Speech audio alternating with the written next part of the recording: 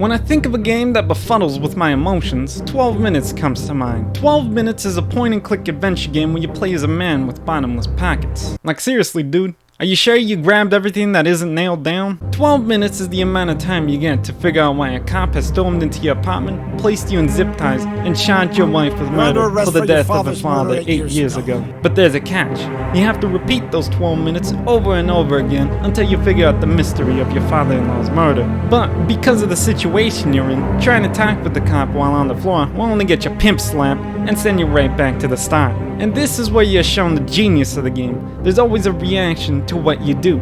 So, trying to figure out how your father-in-law was murdered is a lot more difficult than just asking your wife, how was he murdered? Because if you do that, then you are met with a pissed off wife and her calling you an asshole. My father died of a heart attack, asshole. I don't want to talk about this. Wow, okay, bitch. You know what, my man? You don't need this. Come on, let's go. Let's go, come on. And boom, you are sent right back to the start, so leaving ain't an option. Unlike my father. This is where trial and error come into play. Your progression is rewarded by how creative you are in the environment that you're in, which unlock you new dialogue options. Well, until you get stuck at some part and say, dang, nabbit, and put everything in the toilet. Yeah, comedy.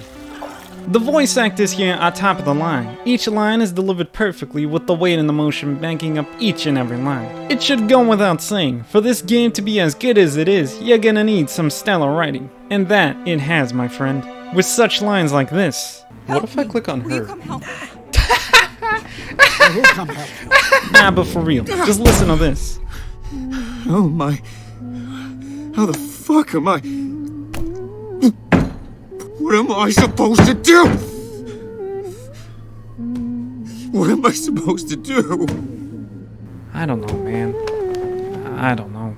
Another good thing that 12 Minutes does is having multiple endings. To put it into perspective, and this isn't a spoiler by any means because nothing is gained or lost. If it's your first loop and you just do nothing as soon as you enter your apartment and let the game play out like a cutscene, the game ends and it boots you back to the main menu. Sure, it's simple, but it shows the amount of player choice there is in the game. The fact that I can do nothing shows that the writer's done of everything when it comes to player choice and how chaotic the player can be. Now, I applaud the cover art for this game with the main center point being you and how you are the key to the door that is this time loop hell. That, and it also reminds me of an album cover. 80, high power.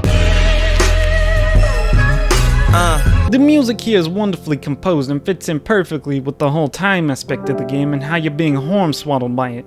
Finding a good song in here is like looking for a shit video on my channel. It's everywhere. Now, let's move on to what I don't like about this game. I've seen it, you've most likely seen it while watching the background gameplay, and it's the visual glitches. They are rampant and take away from the high moments of the game. While yes, it is nitpicking to point out visual glitches from an indie developer, especially for how good the game is, but they are just so apparent that I just can't ignore them. And what I'm about to talk about next is going to be a spoiler, so skip here if you don't want to get spoiled in 3, 2, 1. The watch is the tool to get to the true endings, but it's never indicated that I should look at the watch. I know it's easy to say what to do after the fact, but if during the situation when you're supposed to look at the watch, if a loud ticking noise were to just constantly be ticking, such as the alarm scene where this weird sound effect is happening, it would make a lot more sense to look at the watch. In short, 12 Minutes is a game you should play. The concept is extremely interesting, and it far exceeds my initial expectation from when I first saw it 2 years back. It is mighty rewarding when you are stuck on a part and are rewarded with a way out because of your creativity. The voice acting is jaw-droppingly amazing. The writing, the writing is some of that extra strength guac Gorilla Grip 9000 writing. Just the thought of it is exhilarating. And while the visual glitches are unavoidable, along with getting to the endgame state being way out there, the foundation that's been built here is as solid as you can get. Which is why I'm giving 12 Minutes a tippity top shelf 8 out of 10.